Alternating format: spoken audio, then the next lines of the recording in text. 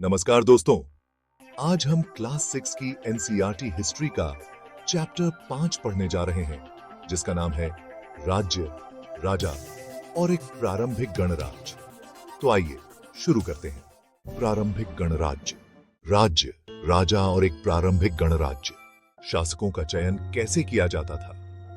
लगभग 3000 वर्ष पहले भारत के लोगों द्वारा अपने शहरों पर शासन करने के लिए चुने गए शासक लगभग 50 वर्ष पहले राजाओं के चयन के तरीकों से काफी भिन्न थे। जैसा कि हम आज जानते हैं, किसी शहर या क्षेत्र के शासक या नेता का चयन शहर के लोगों द्वारा मतदान के माध्यम से किया जाता है, लेकिन लगभग 50 वर्ष पहले तक भारतीय उपमहाद्वीप में इसका प्रचलन नहीं था। लगभग 3000 वर्ष पहले शासकों और राजाओं का चयन विभिन्न अनुष्ठानों के माध्यम से किया जाता था। उस काल में भारी बलिदान करने के कारण पुरुषों को राजा के रूप में मान्यता प्राप्त थी।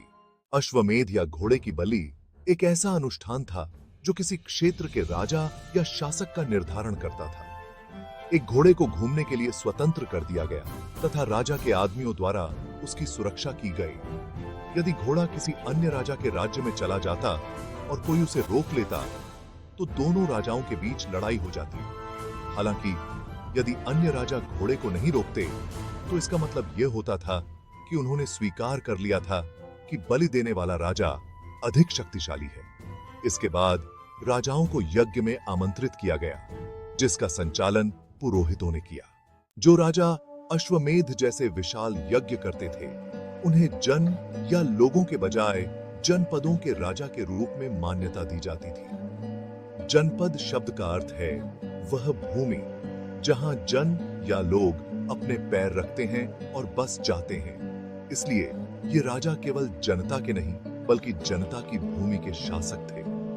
पुरातत्वविदों ने इन जनपदों में कई बस्तियों की खुदाई की है। इन बस्तियों में दिल्ली में पुराना किला, मेरठ के पास स्थित हस्तिनापुर और उत्तर प्रदेश में एटा के पास अतरंजी खेड़ा शामिल हैं। महाजनपद उन जनपदों को दिया गया नाम था जो लगभग 2500 वर्ष पहले भारतीय उपमहाद्वीप में अधिक महत्वपूर्ण हो गए। इनमें से अधिकांश महाजनपदों के अंदर एक विशेष नगर स्थित था जो कि किलेबंद था। किलाबंदी से तात्पर्य भूमि के किसी टुकड़े के चारों ओर लकड़ी, ईंट या पत्थर की विशाल दीवारें बनाने की प्रथा से है। इन शहरों में संभवतः किले इसलिए बनाए गए थे क्योंकि राजधानी के लोग अन्य प्रतिद्वंद्वी राजाओं के हमलों से डरते थे। किलों के निर्माण से शहर के लोगों को संभावित खतरों और हमलों से सुरक्षा मिली। किलेबंदी से शासकों को किलेबंद क्षेत्र के अंदर रहने वाले लोगों पर अधिक आसानी से नियंत्रण रखने में मदद मिली। किलेबंदी के निर्माण के लिए बड़े पैमाने पर योजना बनाने और हजारों यदि नहीं तो लाखों ईंटों की आवश्यकता थी। इसलिए किलेबंदी को पूरा करने के लिए भारी मात्रा में श्रम की आवश्यकता थी और इसमें हजारों पुरुषों, महिलाओं और बच्चों का श्रम शामिल था। नए राजाओं ने भी सेनाएं रखनी शुरू कर दी और सैनिकों को नियमित वेतन दिया जाने लगा। राजा पूरे वर्ष सैनिकों का भरण पोषण करते थे। करों को वह संसाधन माना जाता था जिसके द्वारा महाजनपदों के शासक या राजा अपनी समृद्ध जीवन शैली को बनाए रखते थे। चूंकि किलेबंदी और बड़ी सेनाओं के रखरखाव के लिए अधिक संसाधनों की आवश्यकता होती थी, इसलिए भूमि रखने वाले लोगों को शासकों को कर देना पड़ता था। ये कर अधिकारियों द्वारा एकत्र किए जाते थे और नियमित रूप से वसूले जाते थे। फसलों पर कर सबसे महत्वपूर्ण था क्योंकि अधिकांश लोग किसान थे। उत्पादित फसल का छठा भाग कर होता था और इसे भाग या हिस्सा कहा जाता था। शिल्पकारों के श्रम को भी कराधान का एक रूप माना जाता था। पशुपालक पशुओं और पशु उत्पादों पर कर के रूप में भुगतान करते थे। व्यापारिक वस्तुओं पर भी कर लगाया जाता था। शिकारी और संग्राहक वन उपज के रूप में राजा को कर देते थे। प्राचीन भारत में कृषि में दो महत्वपूर्ण परिवर्तन हुए। पहला महत्वपूर्ण परिवर्तन हल के फाल का उपयोग था। भारी चिकनी मिट्टी को आसानी से पलटने के लिए लकड़ी के फाल का उपयोग किया जाता था। इससे अधिक अनाज पैदा किया जा सकता था। दूसरा बड़ा बदलाव धान की रोपाई का था। इस विधि से पौधे उगाए जाते थे और खेतों में रोपे जाते थे। धान की रोपाई से उत्पादन में वृद्धि हुई। दास पुरुष और महिलाएं बास सब जिक्के थे। दास और दासियां ये काम करते थे। लगभग 200 वर्ष पहले मगध सबसे महत्वपूर्ण महाजनपद था। गंगा और सोन जैसी अनेक नदियां यहां से होकर बहती थी। नदियां परिवहन, शहरों को जल आपूर्ति और भूमि को उपजाऊ बनाने के लिए आवश्यक थी।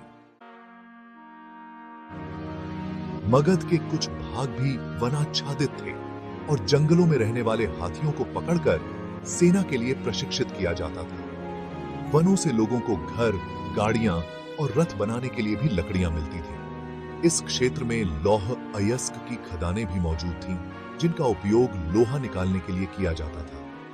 मगध में लोहे का उपयोग मजबूत औजार और हथियार बनाने के लिए किया जाता था। मगध के दो बहुत शक्तिशाली नेता बिंबिसार और अजातशत्रु थे, जिन्होंने अन्य जनपदों पर विजय पाने के लिए सभी साधन प्रयोग किए। एक अन्य महत्वपूर्ण शासक महापद्मनंद था। इन्होंने अपना नियंत्रण उत्तर पश्चिम तक बढ़ाया। बिहार में राजगृह कई वर्षों तक मगध की राजधानी थी। बाद के वर्षों में पाटलिपुत्र, वर्तमान पटना, को मगध की राजधानी माना गया। 2300 साल से भी पहले यूरोपीय सम्राट सिकंदर महान भारतीय महाद्वीप पर विजय प्राप्त करने के लिए आया था, लेकिन भारतीय शासकों द्वारा पैदल सैनिकों, हाथियों और रथों की विशाल सेनाओं के उपयोग के कारण उसके सैनिकों ने मना कर दिया। एक करीबी नजर, वज्जे। यद्यपि प्राचीन भारत में मगध एक शक्तिशाली साम्राज्य बन गया था, परंतु उपमहाद्वीप में वज्जी एक अलग महत्व का साम्राज्य था। वज्जी की राजधानी वैशाली, बिहार थी और उस पर गण या संघ का शासन था। गण या संघ में कोई एक शासक नहीं होता था, बल्कि कई शासक होते थे।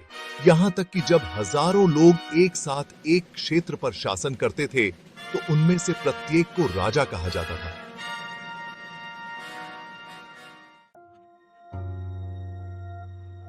वे एक साथ अनुष्ठान करते थे, सभाओं में मिलते थे तथा इस बात पर चर्चा और बहस करते थे कि क्या किया जाना चाहिए।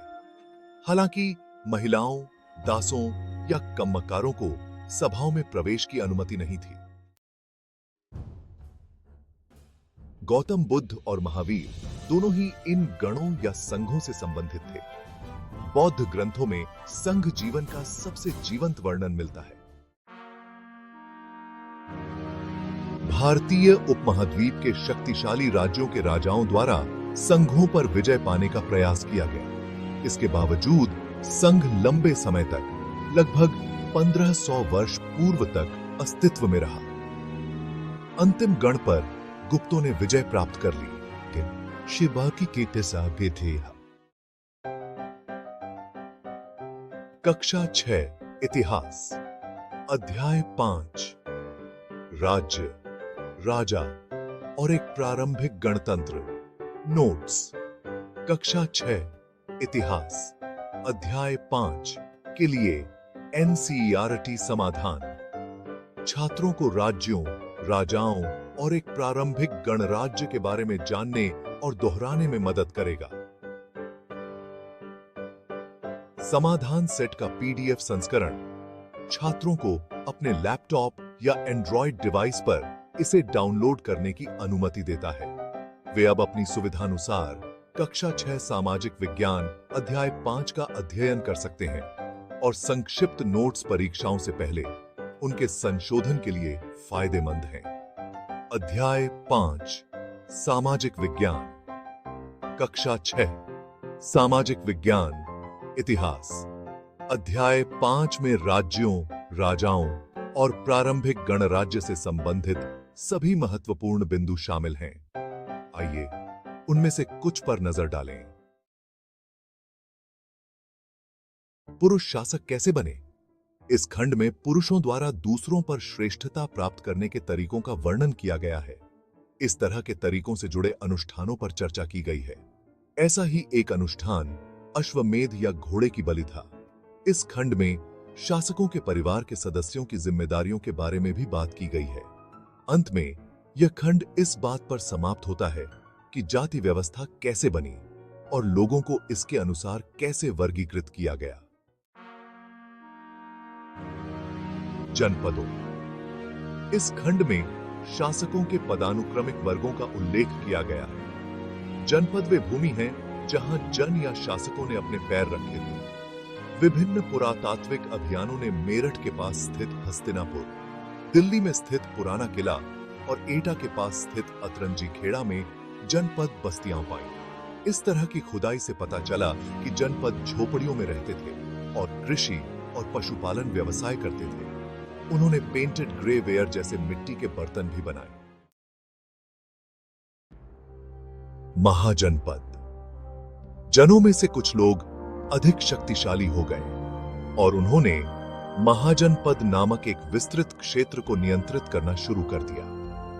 महाजनपदों ने अपनी राजधानी को बड़ी कंक्रीट की दीवारों से मजबूत बनाया था। इस खंड में छात्र लोगों की जीवन शैली, ऐसे महान निर्माणों को बनाने के लिए आवश्यक योजना और सबसे महत्वपूर्ण रूप से एक क्षेत्र के राजा की अवधारणा के बारे में जानेंगे। लोग न्याय और सुरक्षा की तरह देखते थे। अंत में इस खंड में राज्यों, राजाओं और एक प्रारंभिक गणराज्य की अवधारणाओं को पेश किया गया। करों।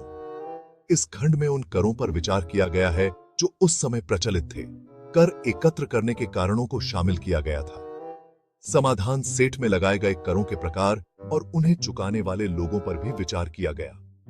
अलग अलग लोगों को अलग अलग तरह के कर चुकाने पड़ते हैं। उदाहरण के लिए किसानों को फसलों के रूप में, चरवाहों को पशुओं और पशु उत्पादों के रूप में और व्यापारियों को उन वस्तुओं के रूप में कर चुकाना पड़ता है